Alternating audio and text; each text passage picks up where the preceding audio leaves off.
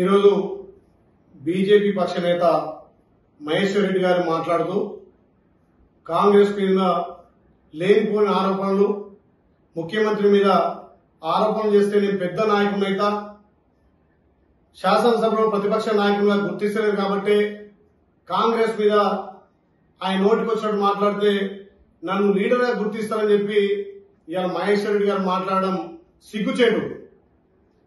మీ BJP చరిత్ర 40% తీసుకున్న చరిత్ర మీ బీజేపీది. కర్ణాటకలో 40% తీసుకుంటానే కదా మీ ప్రభుత్వాన్ని గద్దె దింపి కాంగ్రెస్ పార్టీకి పట్టం కట్టింది. అది మర్చిపోయినా మహేశ్వర్ రెడ్డి అని చెప్పి మీకు గుర్తు చేస్తున్నాం.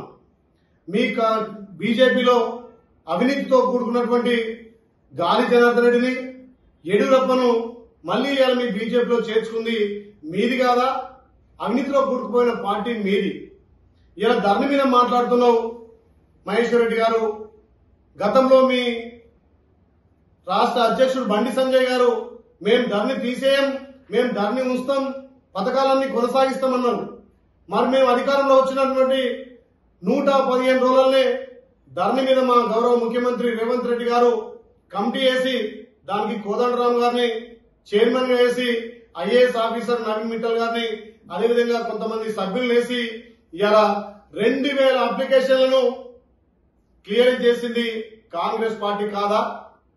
గతంలో ధరణి సమస్యల మీద 2 సంవత్సరాలుగా పోరాడినటువంటి కాంగ్రెస్ పార్టీ రేవంత్ రెడ్డి గారి నాయకత్వాన ఇలా ప్రభుత్వం రాగానే స్పెషల్ డ్రైవ్ కింద 10 రోజులు దాని మీద ఎంక్వైరీ చేసి క్లియరెన్స్ చేసింది.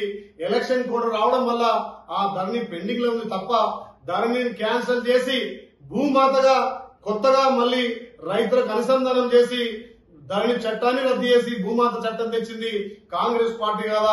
ఒక్కసారి మీరు ఆత్మస్థాయిలో ఆత్మ విమర్శ చేసుకోవాలి. గౌరవ రేవంత్ రెడ్డి గారు గెలిచిన మొదటి నుంచి రోజు 20 గంటలు ప్రజల కోసం కష్టపడి పనిచేస్తుంటే ఇలా ధరణిలో మీకు భూములలో రేవంత్ రెడ్డి గారి పాత్ర ఉందంటున్నారు. రేవంత్ రెడ్డి గారు మచ్చలేని మనిషి.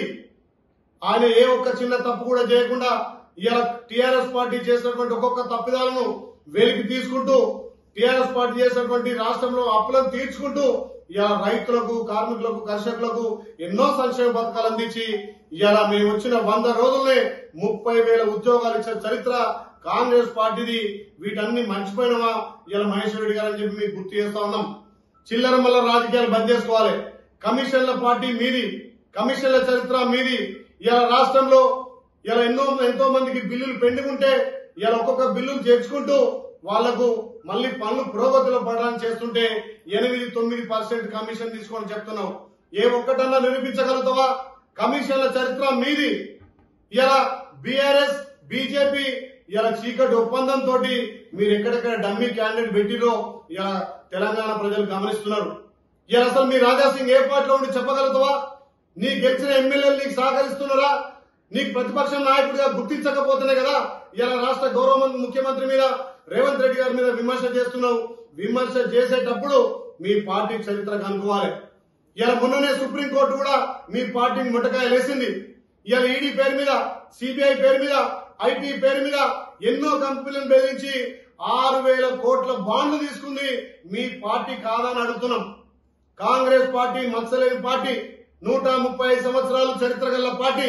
మా పార్టీకి మచ్చ లేకుండా ఇలా అన్ని క్లియరెన్స్ గా ఉన్నాం కాబట్టి ఏదో రకంగా నీ ఇమేజ్ పెంచుకోవడం కోసం నిన్ను మీ పార్టీలో గుర్తిస్తలేరు కాబట్టి రేవంత్ రెడ్డి గారి మీద అంటున్నావు. మళ్ళా అనిశ్చిత మాకేం చేస్తున్నావు? కోమటిరెడ్డి ముఖ్యమంత్రి, ప్రధానమంత్రి అంటున్నావు. మరి ముఖ్యమంత్రి, ప్రధానమంత్రి గారిని కోమటిరెడ్డి దానికి ఎందుకు పోయినావు? నన్ను పార్టీలో చేర్చుకోమని ఎందుకు అడిగినావు? మహేశ్వర్ రెడ్డి గారిని మేము అడుగుతా ఉన్నాం.